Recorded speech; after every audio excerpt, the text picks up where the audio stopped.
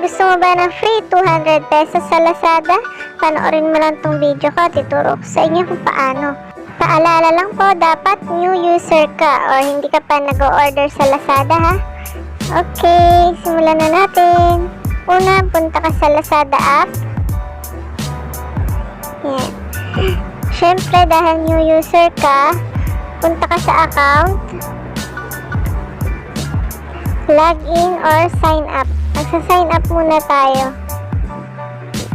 Sa pagsa-sign up, pwede ang Google, Facebook, or mobile number nyo.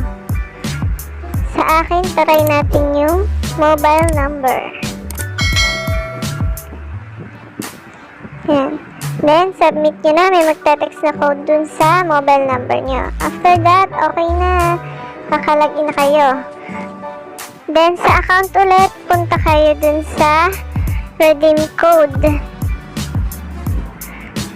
Sa redeem code, ganito po yung ilalagay nyo, yung invite code ko para magkaroon kayo ng libreng 200 pesos. Type nyo lang po itong invite code ko. 6BQD2W7P. Ito nga po palang 200 is yung 100 dito free, no minimum spend. Then yung dalawang 50 pesos, minimum spend 150. Then click nyo na yung redeem now. And congrats! Nasa vouchers nyo na. Pwede nyo na siyang gamitin pang order.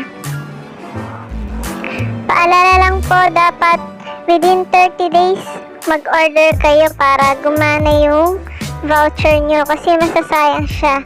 Nag-expire siya ng 30 days. Tsaka, dahil may free 200 kayo, makakatulong pa kayo sa akin dahil magkakaroon din ako ng 100 Lazada wallet credits dahil sa pag-invite ko sa inyo. Thank you so much! Makikita niyo yung mga free nyo sa vouchers.